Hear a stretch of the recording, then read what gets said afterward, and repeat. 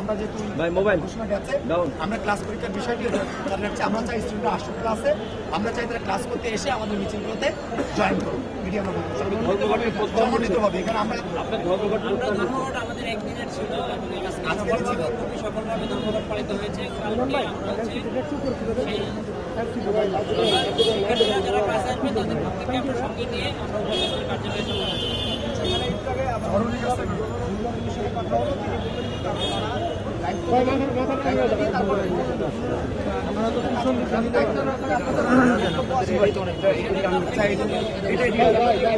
আপনারা জানেন যে ঢাকা বিশ্ববিদ্যালয়ের ইতিহাসে যে কলঙ্কময়ী একটি নির্বাচন গতকাল ঢাকা বিশ্ববিদ্যালয় প্রশাসন করেছে, সেখানে 5টি পূর্ণাঙ্গ প্যানেল আমরা এই বিতর্কিত নির্বাচন বাতিল করে পূর্ণ তফসিলের আহ্বান জানিয়ে লিখিতভাবে চিফ রিটার্নিং অফিসার বরাবর লিখিত দিয়েছিলাম।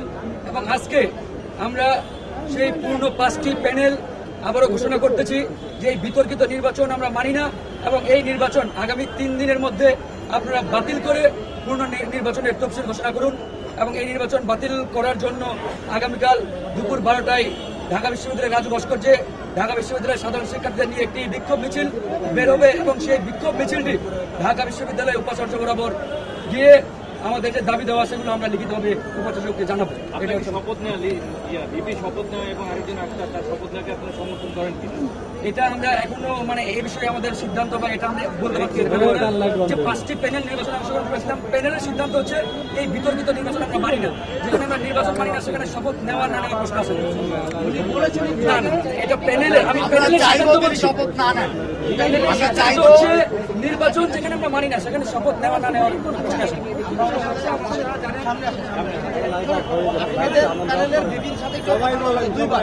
উনি বলেছেন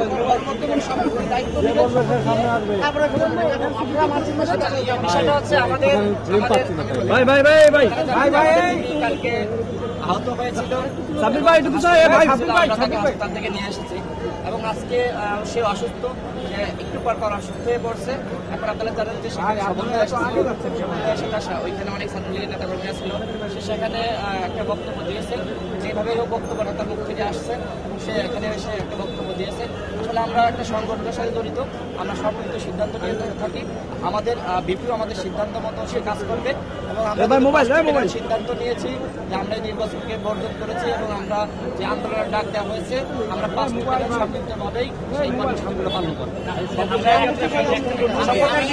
শপথের বিষয়টা আমরা পরবর্তী সিদ্ধান্ত নিয়ে উনি নিজেও হচ্ছে বাতিল চেয়েছেন, জি জি জি পুরো নির্বাচনটাকে বাতিল করা হোক সেটা উনি নিজেও দাবি করেছেন, কিন্তু বলেছেন যে উনি শপথ নিয়ে শপথ নেবেন।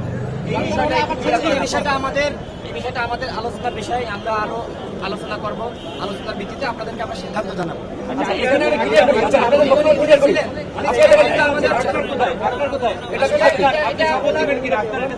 আমি না না এখানে আক্তার কিছু না, সংগঠনের যে সিদ্ধান্ত সেটা হচ্ছে আমাদের ফাইনাল সিদ্ধান্ত।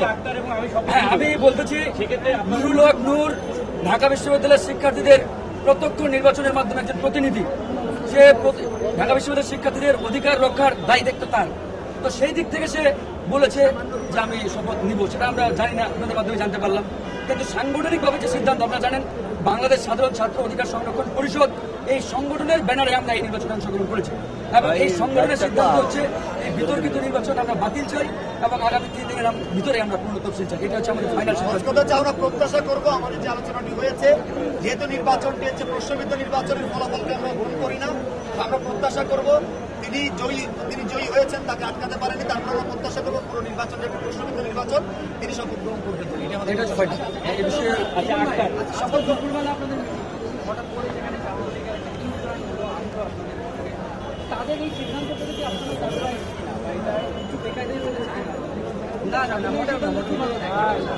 প্রথমত হচ্ছে দেখেন, আমরা আমাদের সিদ্ধান্ত আগে যেটা নিয়েছি এবং আমরা আমাদের সিদ্ধান্ত মতো চলছি। আমরা ছাত্রলীগের কথা মতো বা ছাত্রলীগ বরঞ্চ আমাদের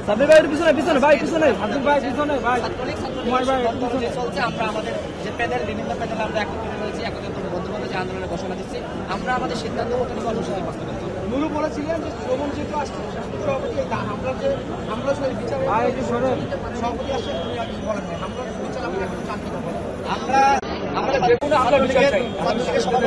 সভাপতিকে জানিয়েছি যে আমাদের উপর হামলা করা হয়েছিল, সে বলেছে সে বিষয়টি দেখবে, সে ঘুমিয়েছিল, সে বিষয়টি জানতো না, জানার পর সে আমাদের সাথে দেখা করার জন্য আসছে এবং আমরা অবশ্যই বিচার চাই। যেহেতু মিডিয়াতে আসছে, আসলে তারা আমাদের উপরে সাংবাদিক ভাইদের সামনে হামলা করেছে, অবশ্যই তাদেরকে বিশ্ববিদ্যালয়ের প্রশাসন এবং ছাত্রলীগের পক্ষ থেকে সাংগঠনিক বিচারের আওতায় আনতে হবে।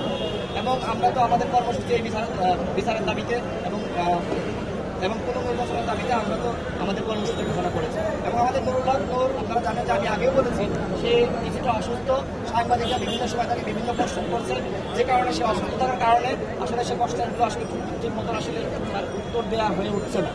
একমাত্র সে অসুস্থ হওয়ার কারণে তাকে মানসিকভাবে আঘাত করা হয়েছে, তার শারীরিকভাবে নির্যাতন করা হয়েছে, যে কারণে আসলে সে বক্তব্য দিয়েছে। সেই বক্তব্য আসলে এবং সে বলেছে, এটা আমরা সিদ্ধান্ত নিয়ে আপনাদের পরবর্তীতে জানাবো। আপনাকে বলছেন যে সে কি মানসিকভাবে এই মুহূর্তে অসুস্থ? না, মানসিকভাবে বলতে সে অসুস্থ। সাংবাদিক ভাইরা বিভিন্ন সময় বিভিন্ন প্রশ্ন করছে, আসলে সে ইসলাম অসুস্থ। না, ব্যক্তিগত বলতে আমরা শপথের সিদ্ধান্ত নিয়ে পরবর্তীতে জানাবো। আপনারা আলাদা করে দরকার হলে সংরক্ষণ করে